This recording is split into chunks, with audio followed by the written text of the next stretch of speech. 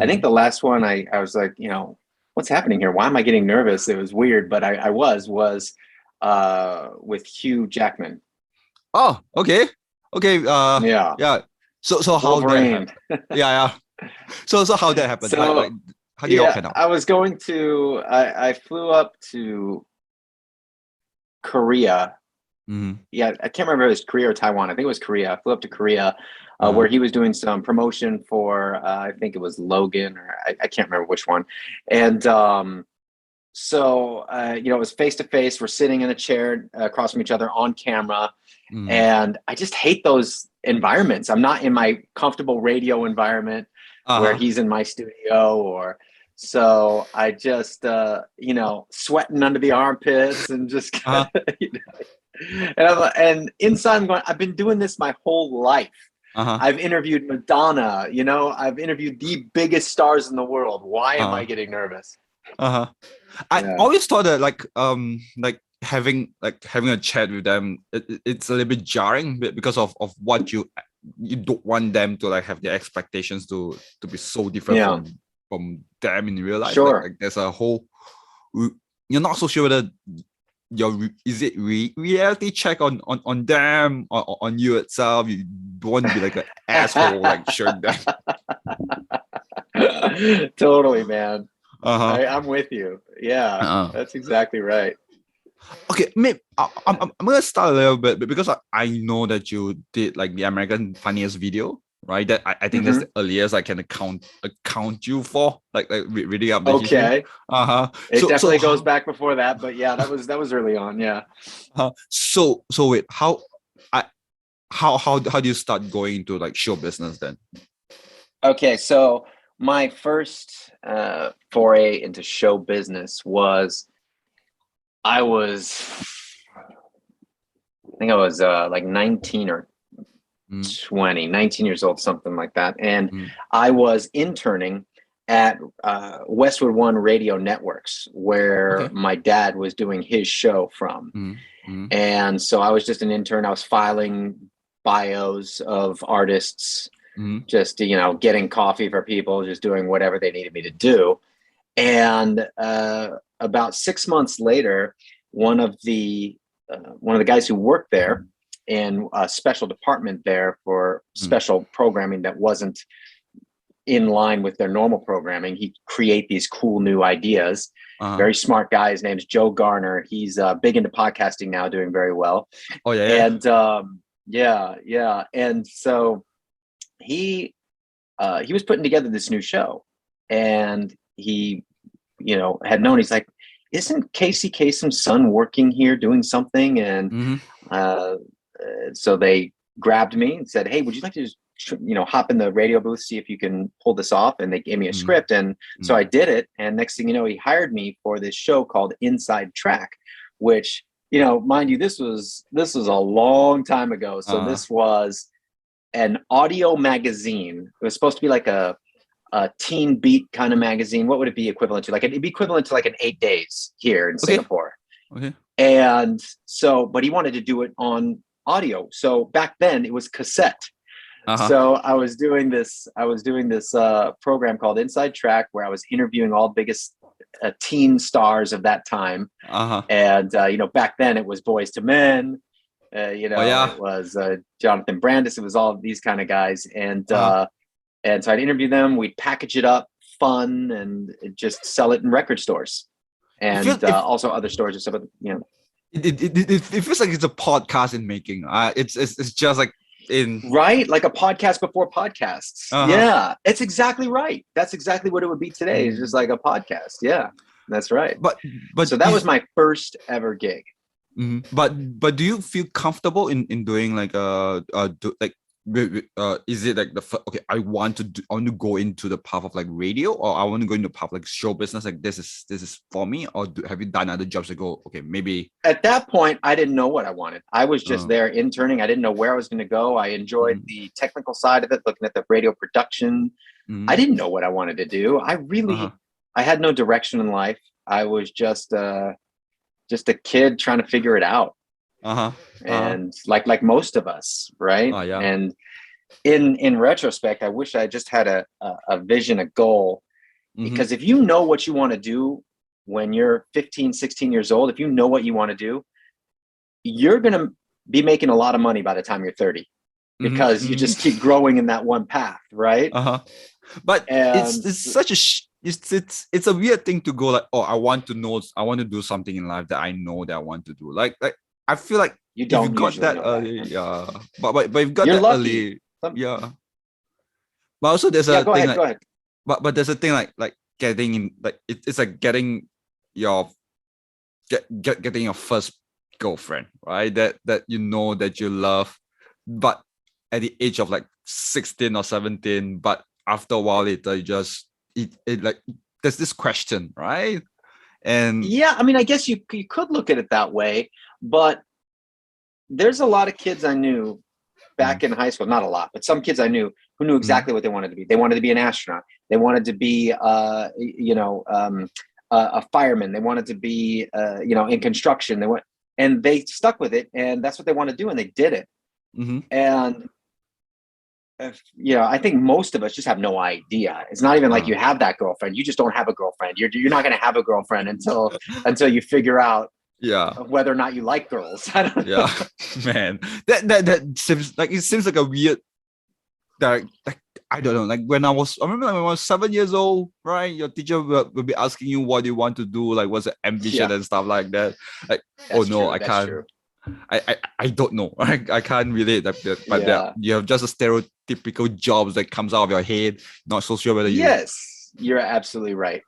Yeah, at that age, when your teacher asks you, you have an idea of what you want to be, right?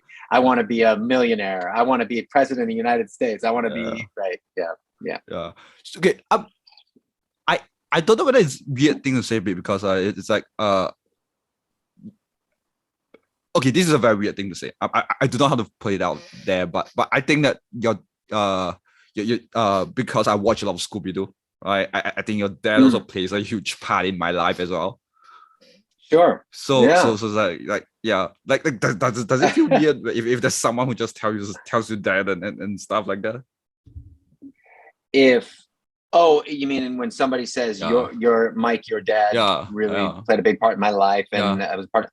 No, I feel so proud, and I love when people come up to me and say that, because I just, my dad was a great man. Like, he's just somebody I aspire to be. We'll never be like him. We're different. He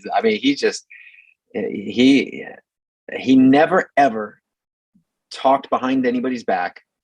He was always the most caring and kind celebrity you'll ever meet. The most generous with his time. And so I'm proud that he was my dad.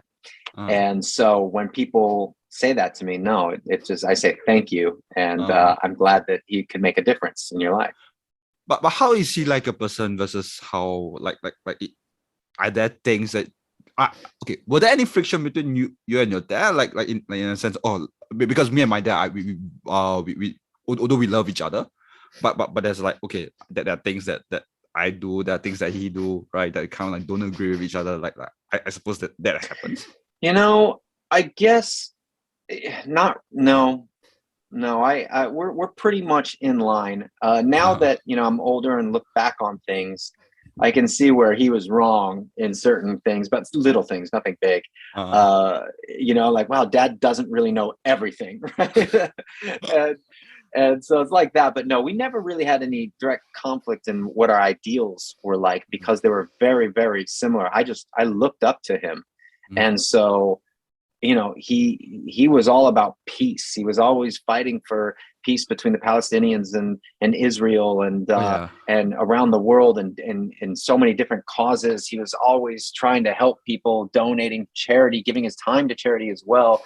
And so how are you not aligned with that? I mean, he's just like, he's as perfect of a person as you can get. There's no such thing as a perfect person, but somebody who's striving for just for everybody to look at you and to just go, now that is a dude with integrity. He comes as close as anybody I've ever seen in my life. And I'm not anywhere near as close as him, but I do strive for it. What's the what's the thing that you have learned from him then? Like it's a as right now you're being a father right now, right? Like let's Mhm. say what if there's one thing that you want to teach if, to bring up your kid, right? Like this what's the thing that you want that you hope you can bring it up? Well, I guess for me, it's really important that I teach Casey, Uh-huh. my son Casey, Uh, um, to be good to every person on this planet, whether they are rich, whether they're poor, the migrant mm, workers. You treat everybody with the same amount of respect, no matter what religion, what race, what color your skin. And that mm, was something that my dad, and I have different ideals. I mean, I'm an atheist, so I struggle with religion, uh, and just to be honest. But I'm going to teach my son what my dad taught me, which is to respect every single religion, every culture, every skin tone, and so that's something that I've kept with me, and I believe is important to do. And I can't stand when I see people talking down to someone because they're in a job that you don't find as respectful as your mm. lawyer job or whatever you had, right? So I, Yeah, I yeah. really don't like that. Everybody deserves the exact same respect. You like is your father an atheist as well, or is it like? No, Mm-hmm, my dad wasn't big into religion, but he's mm-hmm. what's called Druze, which is Okay. Druze. It's Uh, in Lebanon. You have the Christians, the Muslims, and the Druze. The Druze were the mm, smallest group of people, and mm, and so that is a religion. But I think he he believes there's a God. He believed in reincarnation. uh-huh.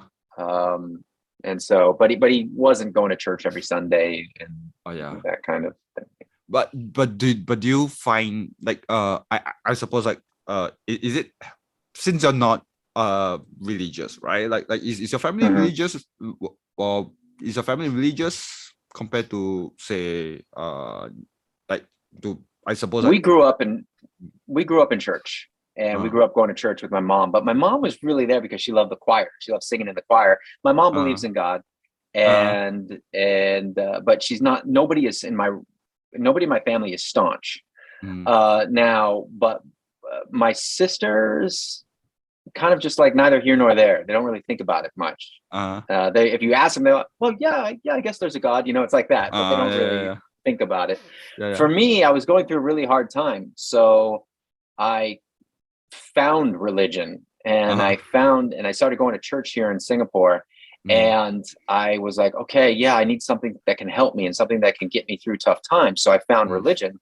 And then I thought, okay, now that I'm in this religion, I need to really study what religion is and study mm, where it starts and what it's all about. And once I uh-huh. started studying, I was I was just going, wait a minute, there's no way. This is made up. And Oh yeah, so yeah, yeah, yeah. no disrespect, this is only my opinion. So it's just after just that when you study it, I won't go into it too much, but it blew my mind. It just blew my mind. And so I just slowly worked my way out of the church, realizing that I Mm. can't believe in something that I know not to be true. Because I cruise through a few religions as well. Like I grew up with like being a Buddhist, like being a Taoist kind of thing. Then I went through Sure. like a Okay. Christian faith as well, right? Mm-hmm, Then mm-hmm. it I eventually ended up as an atheist. Like that's what I would Oh, call. you did too. Yeah, I did too. So Interesting. Okay. mhm. But I am also not the kind of like, oh, you like I Yes. Right. I do have friends who are like okay, they have like a certain religion they believe in, we can have a chat about it, but we don't have Mm-hmm. like a political debate about it, like we are cool with each other and stuff like that. Don't get too yeah, because I mean, look, it can get Mm. heated really quickly, and you and your friends, you're not going to change their mind, right? You're just not. You have to, and that's what I'm learning. When you talk to people, if they want to talk about it, okay, but you just have to uh be really calm and uh don't try and force an opinion. uh-huh. And that's, Yeah, yeah, and just that's it. But yeah, it's but interesting. So did you become atheist because of after just kind of figuring out on your own, like, wait a minute, let me take a look at this, let me take a deeper look? it it just didn't like I will I don't get engaged in ritual very well. There's this thing on like because when I was a Buddhist, because I grew up with it, like my mom and dad were like saying, oh, you shouldn't have you can't have you can't have certain food and because they're sacred, right? Right. Right. Yeah. Then after that, after I went through the Christian faith itself, there's a lot of things that I question, right? And there's some like it doesn't fit into what I believe in that well, right? But they'll make an excuse for every single thing, right? Like, Yeah. oh, well, no, that's only this denomination, or oh, that's what this pastor may be saying, but it's not what I say. Yeah, there's always a reason for everything, and I couldn't reconcile that. Oh, this animal is sacred, but God wants you to kill this animal. Yeah. God says, don't touch this animal. It's sacred. Or is it possible that it's a man or woman telling you that, not God telling you that this animal is sacred? I think if there really is a God, he would find the God that we all talk about would find all creatures important and non-sacrificial. I was being told that okay, you can't eat cow because cattle itself are they help you to like plow the land and stuff like that. Right. And I'm like it shouldn't matter, right? Like right now you have it should have like tractors as well. Like it's okay. Plow your own land, pull your own plow. You have automation now. Like it now it's exactly. That's right. And as for the Christian faith, because I was in the boys' brigade once.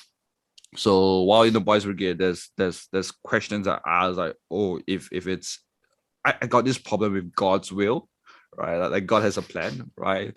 And I'm like, and I'm the kid that got bullied in school, right? And it just doesn't fit into my questions, things like that, like why that like why I was the one that got bullied in school while the other like did so well, and you're like. Oh, exactly. Okay. Exactly right. And I don't think it's God's plan for all these people in Ukraine to be bombed and limbs blown off. I don't think that's part of God's plan. And I'm so with you. It's like you have somebody who is saved from like for instance, somebody recently I was talking to just narrowly avoided a brain aneurysm. And puts it on God that God saved him. And I'm like, well, what about the person in the next hospital room over who didn't get saved? Why, or what about why, instead of saving me, why don't you save the little girl who just lost her whole family in Ukraine? It just doesn't make sense. This is just, it doesn't add up. I don't know, like I told them, like there's this question was that put out to them and they're like, they put their God put you through a test right now, like the test is faith. I'm like, okay, like it doesn't like to me I can't accept that kind of answer. I'm like, okay, no, it's just it's a cop out. So I'm like, okay, I'm gonna talk about like I'm gonna ask, right, because you went through the radio jockey like your dad, right, like my dad has a small business, right? So and I was expected to like follow his footsteps, like getting over his business and stuff like that. So here's this question. Here's this question. Like, do you feel like there's a pressure taking like being in the same kind of like a career path of for your dad, like the same career of your dad? I did feel a lot of pressure in the beginning when I was in the United States and trying to make it and doing that show. And a lot of people were looking at me. All the articles that were coming out were, how far has the apple fallen from the tree? Is he like going to be like Casey Kasem? And so, there was a tremendous amount of pressure. And then that all went away when I turned 21 and got my first real big gig. As an MTV VJ in Singapore. So I moved to Singapore in 1995 and got my first big gig. And I became so big from that. And now, all throughout Asia at that time, 95 to 99, I was much bigger of a name than my dad was in Asia. So Uh-huh. when people would say, "Oh, Mike Kasem first," then it was like, "Oh, and then your dad." So that I kind of came out of his shadow Mm. there. Yeah, so that's when things kind of turned around and I realized, okay, I don't need to live up to my dad's expectations. I'm totally different. I'm more on the comedy fun side, and he's quite serious. So like okay, so I suppose like how like, is that like a conscious like a mindset? Is it a conscious thing to the Nope, it wasn't mm, conscious at all. It just uh happened. It just uh just grew out of it. Kind of like when you're nervous before uh you're going on stage, uh and then you're on stage for a while, and then all of a sudden the jitters calm down. uh That is not a conscious moment where you say, okay, I don't need to. It just kind of uh happens, or anything else that you start getting good at. It's not a conscious moment. mm. So At least how for me, it wasn't. so how do you get the gig from MTV to MTV VJ in Asia then? Like Because I got a lot of press from that show that I was mm. doing, the audio cassette magazine. Yeah. That was in 1992 or 93, man, 93. Mm, And so I was getting a lot of press from that, People mm, magazine, big stuff. mm, And then MTV asked me to come audition for, I didn't know what, I thought I was auditioning for a show in New York. As a mm, matter of fact, I was auditioning for a show in New York called The Grind. That's right. It was, I'm trying to piece this all together. So I was auditioning yeah. for an MTV show in the United States. Mm, And MTV Asia was looking for one American VJ that kind of had a multicultural look, uh-huh. to come out to Asia to be part of the team.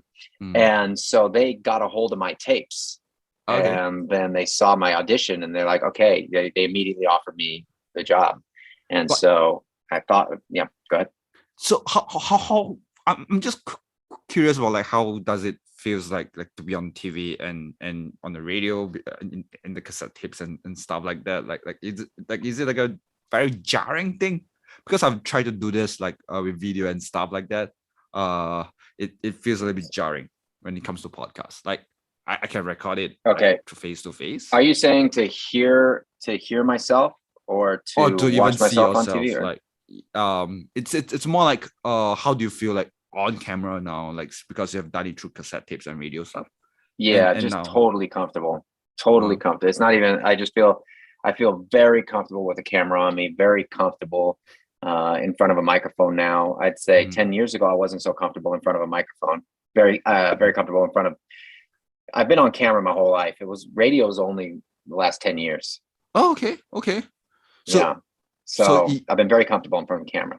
uh because I'm the other like a thing right Yeah. I've done like podcasts and it's like it's easier for me to be on with the microphone than on the camera that is stuck right in front of your face and just wondering like what's happening That just all comes with uh experience, and you're good. You're good with a microphone. So obviously, I feel like anybody who's good with a podcast or good with mm. radio can switch over to TV much easier than TV people can switch to radio. Really Yeah, uh because it takes an amazing amount of ability to just blab on, blab on, blab on, and just keep talking when you're doing a podcast or you're doing radio. And TV, you always have a script, or it's all set up on guidelines. This is what you have to do. Here are your points. So rarely ever you're just going on television and just talking nonsense and have to keep up talking nonsense. It's usually completely structured.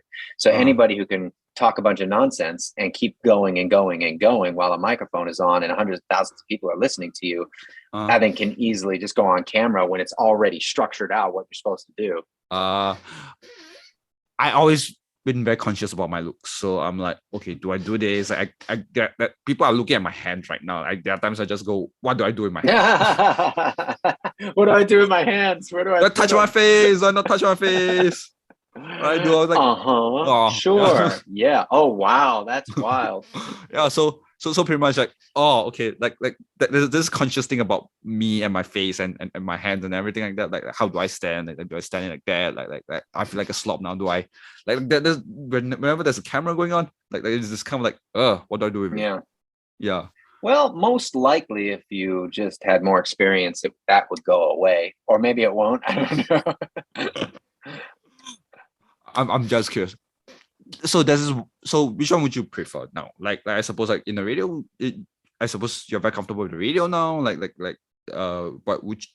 is there like a loved medium that you prefer? MTV because I really loved MTV because it just elevated me to such a huge platform. I was recognized everywhere I went. Big contracts were coming in, more money.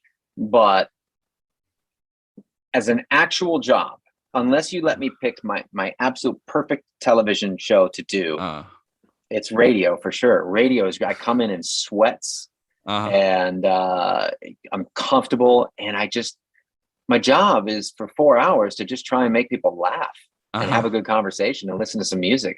How can you beat that? I mean, that's a pretty relaxed job. I don't know. I'm like, because there are times I just like, I remember like when I was very young, I wanted to be like some sort of like a radio thing or radio guy when I was like 10 or 11, right? I remember like there's this international, like, there's this internet radio at the point time when with iTunes or something like that.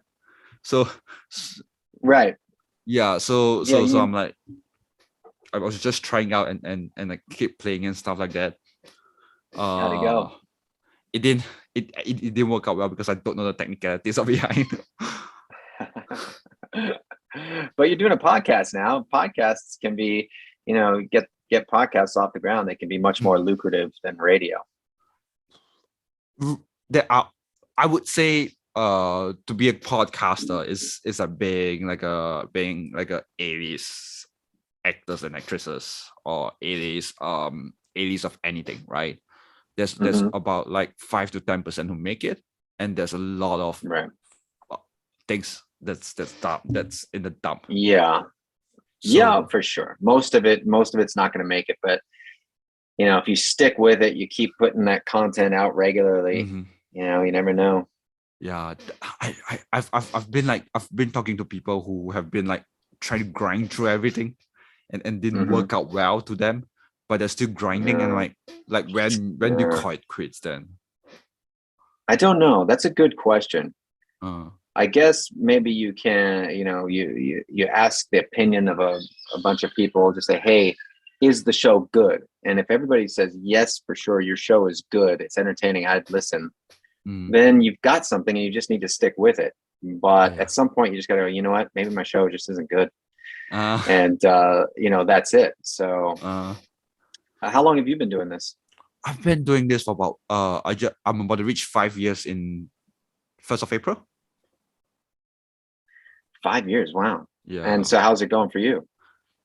There are ups and downs to it. Like there are times where I was just putting out content regularly. There are times where I just like, okay, look, I can't like I need a break. Like I'm working, right? I'm driving Grab right now. And this is what so it's pretty much like it's up and down and stuff like that. Oh, hi Casey. Hey buddy. Hi. There's the little guy. Hello. Hi Seth. They say hi. He says hi, Gary. Come say hi, buddy. He looks more like my dad than he looks like me. Say hi. Say hi to Gary. Say hi to Gary. Hello. Hi. Casey. So yeah, what were we just saying?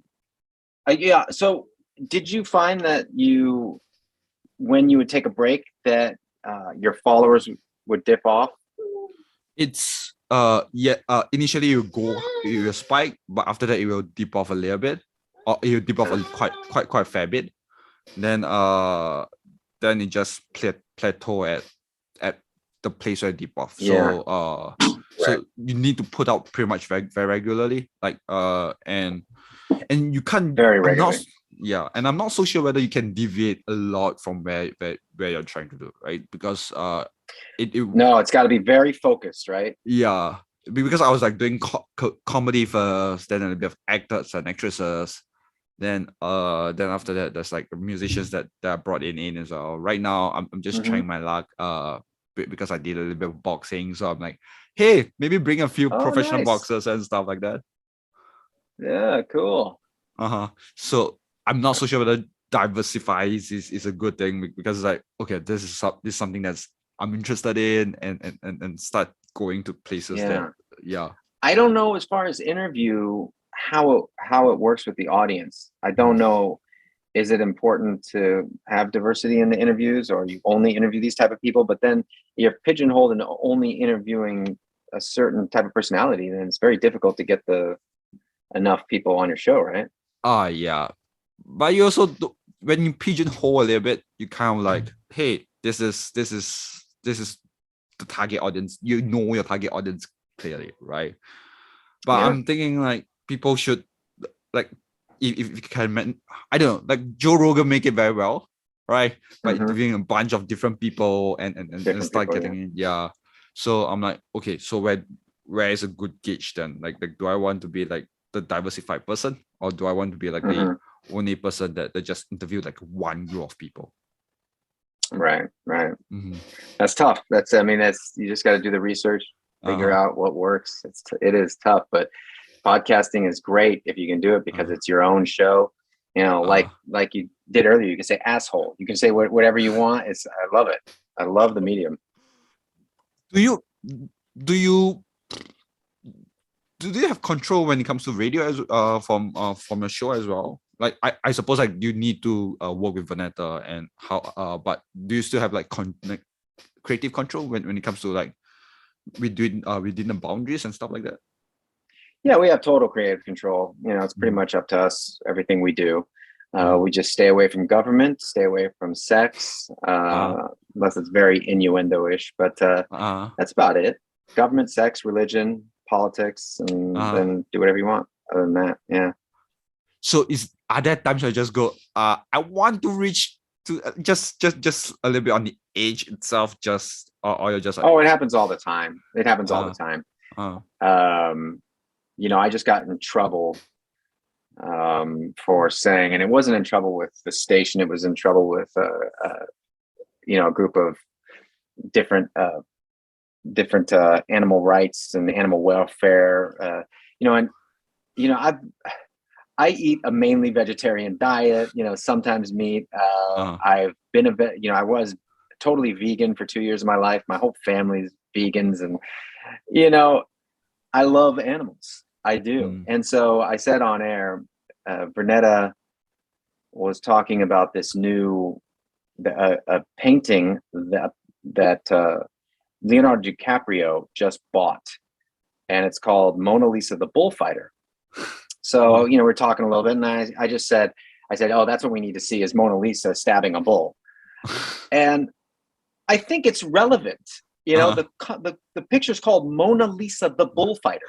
Yeah. So I'm being sarcastic, and I think there's a lot of Asians who struggle with sarcasm. Maybe it's they don't grow up with that kind of humor.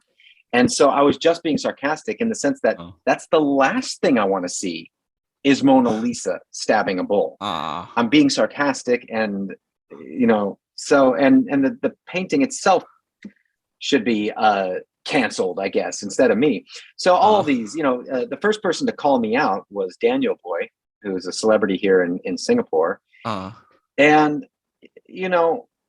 I feel like he probably could have just given me a call first and said, hey, what do you mean by that? But he decided to call me out online, and so I had to go through the motions of that, and I apologized, and I was truly sorry, because I know a lot of people understand that to be me putting that out there, and I guess I can understand how people can be offended, because when you're listening passively, or you don't know who I am, and you don't know that I'm such an animal rights advocate, or that I really hate killing animals for food, and I just got put out. I got put out there, and so they pummeled me in social media. But it's just like a weird thing when humor doesn't translate that well, because I do humor sometimes, right? And there are a lot of times I just go, not sure too dark is a good word to use, but there are like dangerous path that I've tried to walk on. And sometimes didn't translate very well. There are people just looking at me and just go, why the fuck do you say that? Like why? Yeah.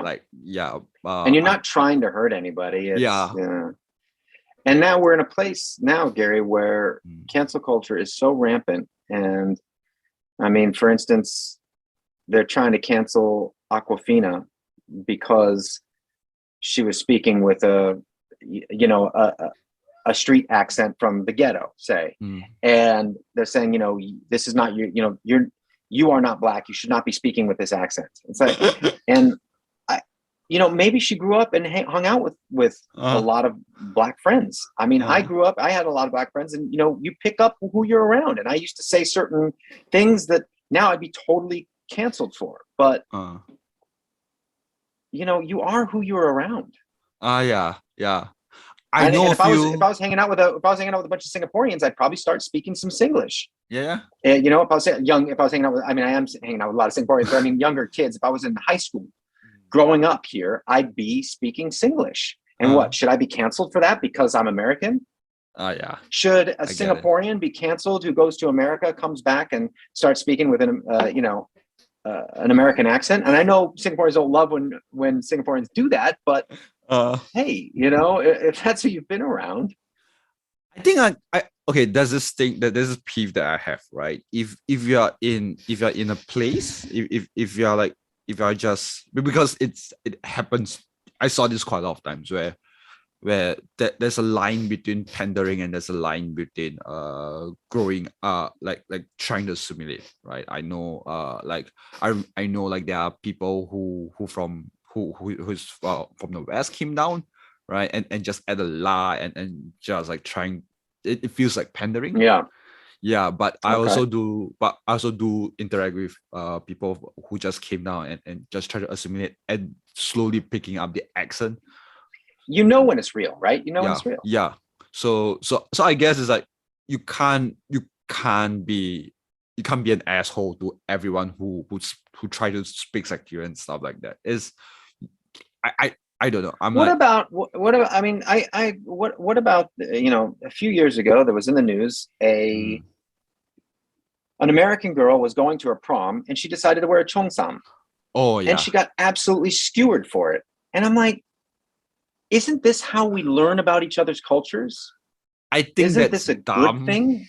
I think that's dumb where the newspaper just came out like that. Because I myself, I would say, hey, you know what, you should wear, if you are trying to wear. Who cares? It's a piece of clothing. Yeah.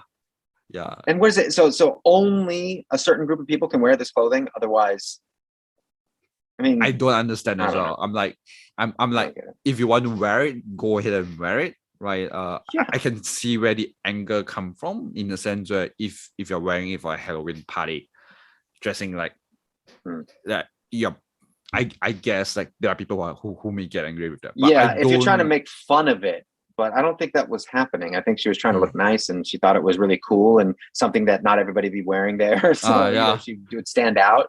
Yeah. So I guess like, kudos to you, like trying to wear something that's from different culture, and like I was supporting that person, right? I remember like there's this news where there's this girl who with her birthday who wants to dress like a kimono, and everyone's like getting angry, but I'm like, fuck, shit. It's like exactly. Like let them have their thing, right? Yeah, I think so. I mean, why are we? There are some things that should be canceled, but there's some things that shouldn't. Like, we shouldn't be going back 40 years ago to find out what somebody said, maybe in a stand-up routine or in Kevin Hart. Like, times were different, and yes, we have learned, and we all learn and we all grow. I mean, and these people who are armchair warriors keyboard warriors typing in all this hate about somebody, like, oh, this is not okay for you to say that. Please, like, let's go back and check your track record. You've been a saint your whole life. If you were on camera, if your whole life was on camera too, we'd be calling you out too. So just stop it and give people a break. And if somebody is still like that today, wants to be racist or wants to be misogynist, by all means, you should be canceled. But if this is something that happened a long time ago and you're obviously not that person anymore, I think we're human beings, and we, you grow up around, you have your parents that influence you, and there are Mm. a lot of my friends I grew up with who had parents that were racist, Yeah. and so you think that that's the right way to go when you're young, Mm. and then Mm. it takes time to develop your own ideals of and go, wait a minute, no, that's not right. Mm. So give people a chance. I'm like, hey, do what you want. I'm like those kind of guys who like, hey, say what you want, but if there's something that offends you, how you should tell them personally and maybe let them know. However, if it doesn't affect you, like if you're at a comedy stage, right, or everyone knows that you're joking, you're making fun around, like and you're like and you make a very horrible joke, like I made like a lot of like dead people joke, right? And we all know that and you are not affected by that joke personally. Yeah. It's kind of weird for you to call that out, like yeah, Yeah. Oh, that's called virtue signaling, right? yeah, Is that what that is? yeah. Virtue signaling, where you are offended on somebody else's behalf. Mm-hmm. And I just, the only way you can get offended, the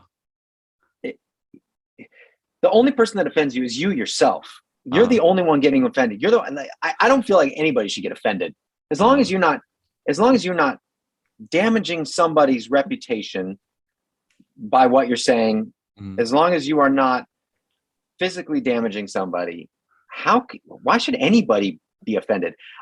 You know how many Arab jokes I've heard, and if it's not funny, I go, well, that's just not funny. If it's funny, I will laugh at it, even though I'm Arab. And I just think there's nothing wrong. The only way you can get offended is if you allow it to, if you allow yourself to get offended. And I think people are looking so hard to be offended right now by anything. They're just like, okay, what can I pick something out of that? These celebrities will say things that I cannot believe get picked out for being offensive. It's like, oh, wow, I didn't even see that coming. And people are just looking so hard to be offended so they can go out there and virtue signal, or go out there and be like, oh, I was the first person to call her or him out on this, like, all right, guys, come on. I've seen friends being called out as offensive at some point, and I'm like, although I do not like the show at all, but I'm like, I don't find offensive, maybe because man, it's on TV, it's like a weird situation at that point of time. Like is it a decade old or about 2 decades old when Friends came out? Like it just quite a while ago, it's just like it's just like, oh, it's that point in time where you laugh at those jokes on TV when it first came out. You can't be offended by it. Yes, correct. Yes. Yeah, I agree. I mean, you look at old shows and there's so much misogyny, so much racism going on, and you wish it wasn't that way, but people didn't know any better because it was just standard. Now, if you're physically hurting somebody, there's definitely a line, there's definitely a line. But I just think canceling somebody because of what they did so long ago, as long as they are no longer that person and they've grown up and grown with the times and realized that this was never right, what they were doing, then I think it's okay.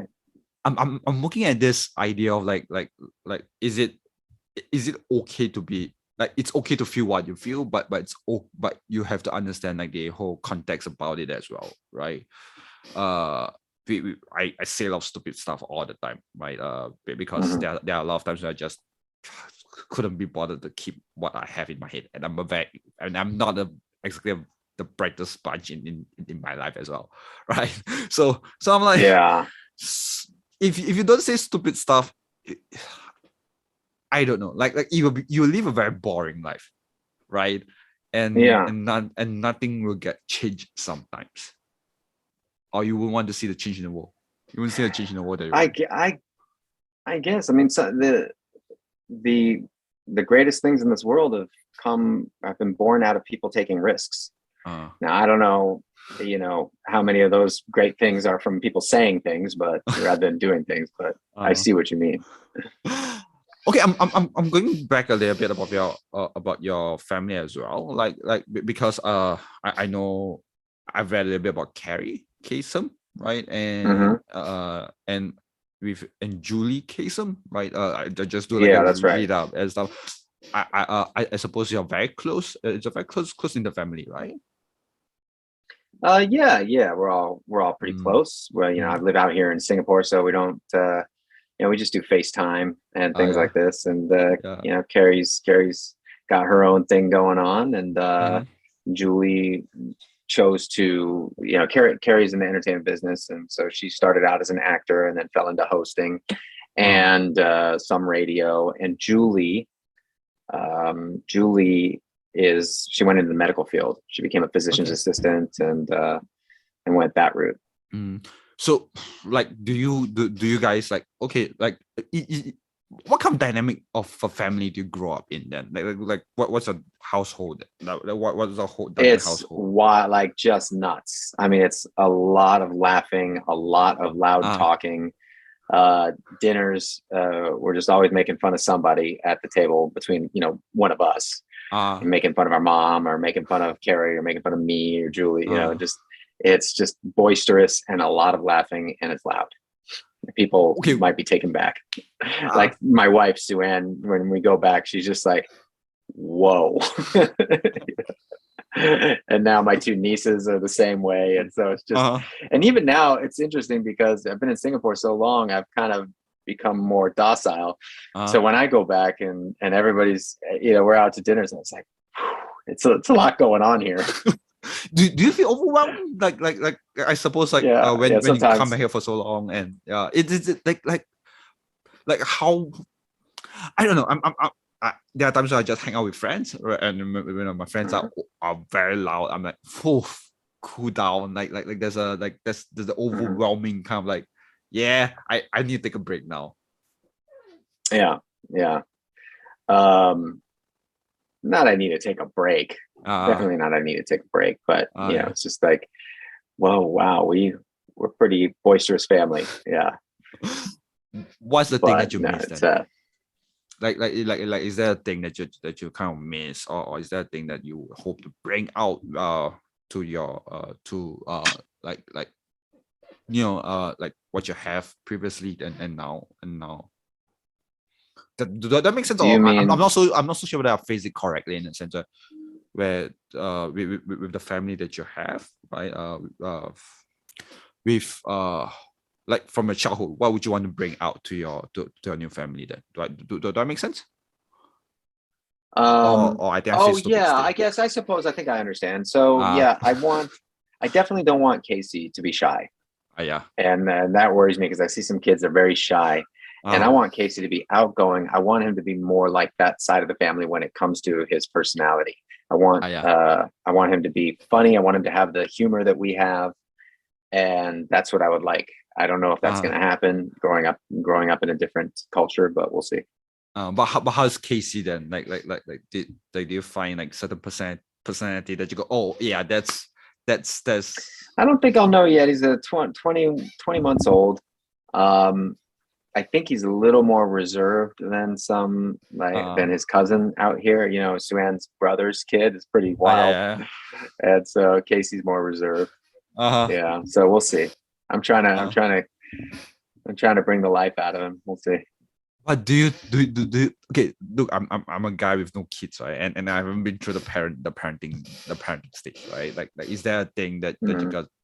got your back, like then just go like, oh like because you work at pretty early in the morning and in the 4 hours, right?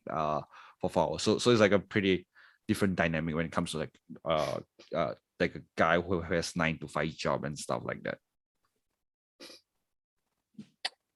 Sorry, say again. Wait, say it one more Okay, time. Do I find what? so do you I think Sorry, I just I think I lost my train of thought. I was thinking of something I was going to say, but just ask me the question again.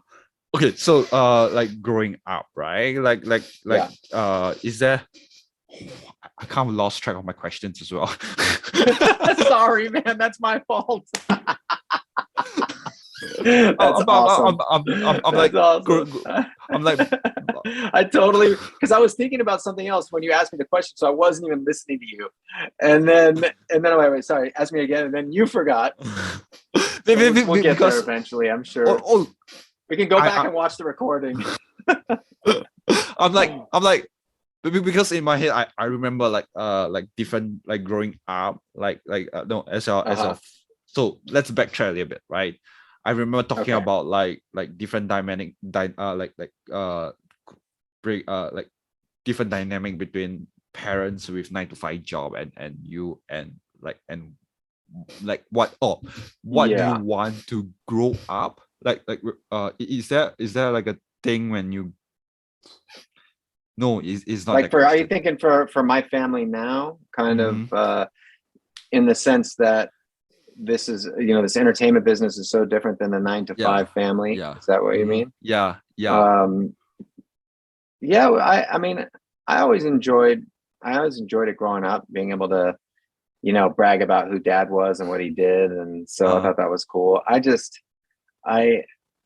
I just want Casey to be proud of me like I was proud of my dad, yeah, yeah. and to see that, okay, your dad was a hard worker. That's Uh-huh. important. Your dad made it. Mm-hmm. He was somebody, and I Uh-huh. think that's important. And Uh, making it doesn't mean that you got to be famous or you got to be in the entertainment business, but just, uh, you know whatever your job is that you're doing, you're doing it to the best of your ability, and you want to be the best at it, whether you're a bus driver, grab driver, mm, radio DJ, you're making pizzas, whatever it is. Just, uh. that's success. If you're doing what you love to do and you're focused, that's success. I just realized like doing what you love to do it's such a weird statement because you do not know because knowing that you didn't know what to do, what you have in mind, but when you Hmm. fall into like a entertainment business doing cassette tapes, Hmm. each kind Yeah. of thing to now to where you are. I'm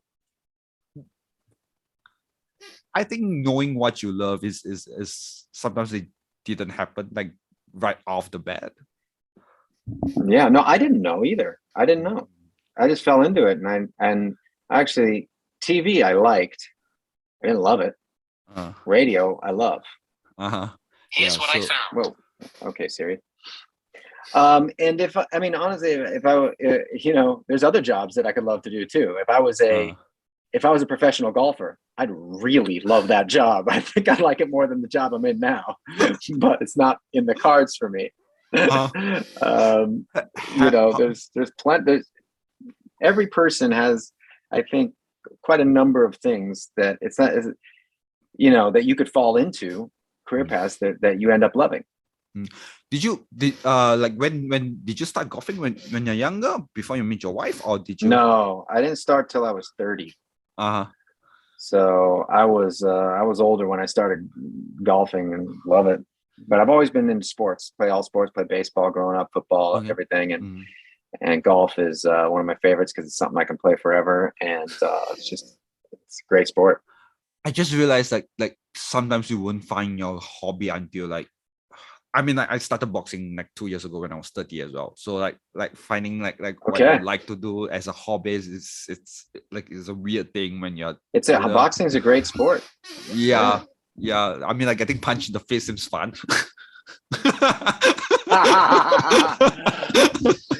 That is awesome. I've never boxed with somebody in the ring. What is that like? That's got to be. It's because when I do the training sessions with the mitts, uh, uh, I am so tired. I could not imagine if somebody was hitting me back. I'm already like I'm losing just with the mitts. I'm losing already. yeah. I couldn't imagine somebody. What does that feel like when you're tired and somebody's punching you? It's I don't know. Like I'm at a point in my boxing time where it's just like okay, I just let them hit me first, and I'll think what to do. I'm like, if I'm tired, let's have a few shots in my face first, right? It's okay. I'm wearing a Yeah, head guard, and yeah. I do not my face do not need to be on the camera for at least a couple of years. I can still deal with this, right? And yeah, sure, getting That's punched in the funny. face. That's how you either lose a few brain cells or you calibrate on what you want to do with life. That's Yeah. Gotcha. Yeah. so yeah. But I also don't Boxing, 30 years old. understand. Yeah, but I don't understand like golf as well. Like when people ask me to do like because like how do you get into the sport? Like what, like why is it like when people told me like golf is difficult, right? Like how would you explain the difficulty when it comes to golf then? Even though that ball is not moving, it takes incredible hand-eye coordination and mental wherewithal to get that club head from all the way up there, sorry, all the way down here, to all the way up here, to all the way back down there, to hit with that little of a margin of an error to hit a good shot. It's just the hardest thing you'll ever do in sports. It is so difficult. I'm just thinking like how do like because it will like I'm not so sure whether it's a sport that because I'm looking at a sport that will kind of like sweat that make you sweat, right? Yeah, well, play in Singapore, you'll sweat. Just being out. I mean, you sweat a ton in Singapore, but it's not like it's not a physically demanding sport. It's just not. You go play, like for instance, for my calorie burn, if I play a sport, it's gonna be tennis. Tennis, quick movements, and 1,000 calories. And golf, I mean, if you walk a course, you will burn 1,000 calories, maybe more, but it's not the same feeling. You're not burning, and there's no cardio involved. I am looking at golf as a sport that I try to understand, but don't really get it.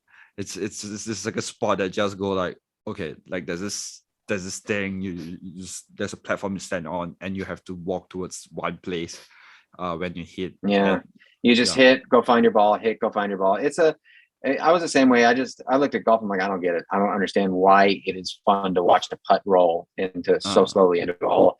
And then when you get out there and you hit one crispy clean contact with the ball, you go, oh, I get it. Once you make that one good contact is all it takes for you to get hooked on golf.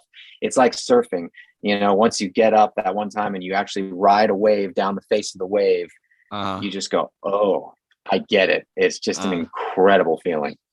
Yeah, I guess that's I can get the feeling right now, right?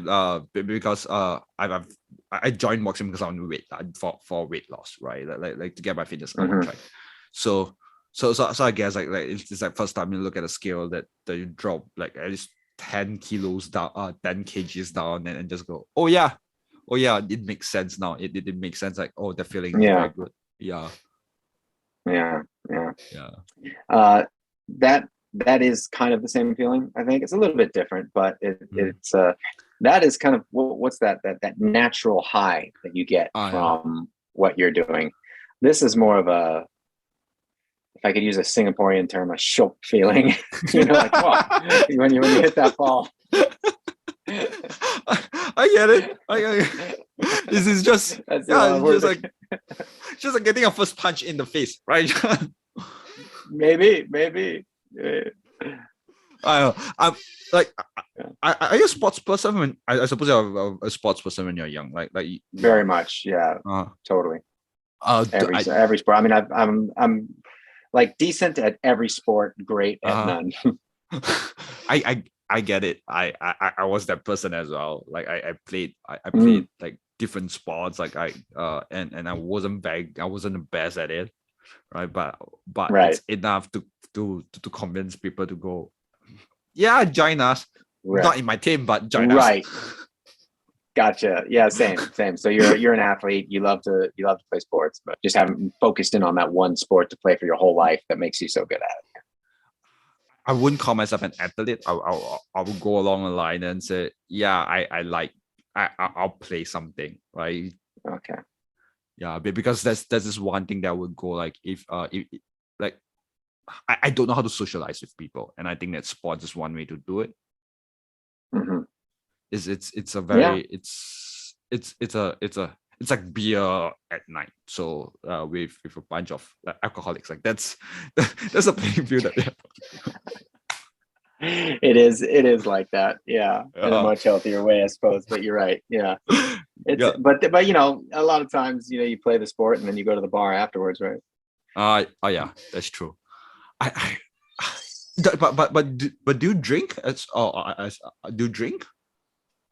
Oh yeah. Yeah. I Mm. enjoy Uh, I enjoy some wine. I enjoy some beer sometimes, but mainly uh, wine now. okay. Yeah. I don't know. I've been cutting down on my drinking. I had a drinking problem. It's I'm not good. so sure I had a drinking problem, but I don't drink now. It's such a weird thing to go like, okay, look, I'm not drinking anymore initially, but Yeah, it's more man. like, I've yeah. I've done that before. I know that feeling. Yeah, And so yeah, it's tough. I mean, you know, so many people who drink don't realize they haven't, you know, they're drinking too much, right? What is too much? I don't know what too much is. If you're doing your job, if you're functioning, if everything's good, uh can you drink as much as you want? I don't know. but you're like, okay, like this is too much. I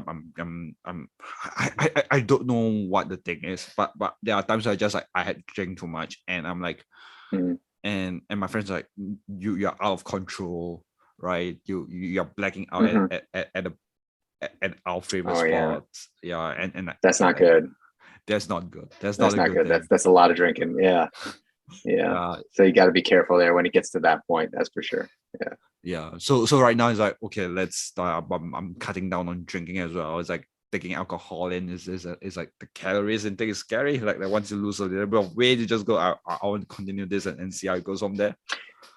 Yeah, because you see the results pretty quickly, right? When you stop drinking, you start boxing, you're going to see results quickly. Oh yeah, yeah. Yeah. That's kind of like scary in a sense. I just, oh, like how much can I handle?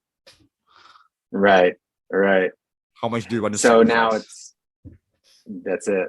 That's it. And we all try to balance that. I mean, Mm. you know, I love that's what, yeah, keeps me away is from drinking too much is I just love to play sports, and Ah, you can't function at a high level when you're playing sports. And you know, I like to, you know, I want to work out in the gym. I like getting the six pack abs, and I haven't had them in a while, so I've cut my drinking down too, so I can mm. gain those abs back. Oh yeah, yeah. I haven't How stopped, how but you know, I'm how going for cigar night tomorrow night, and I'm gonna have some wine. how is it still like a very far kind of like a thing? Like have you seen results like saying, okay, look, I'm going to be there. Yeah, I see results within a week when I stop Mm, drinking. Yeah, mm.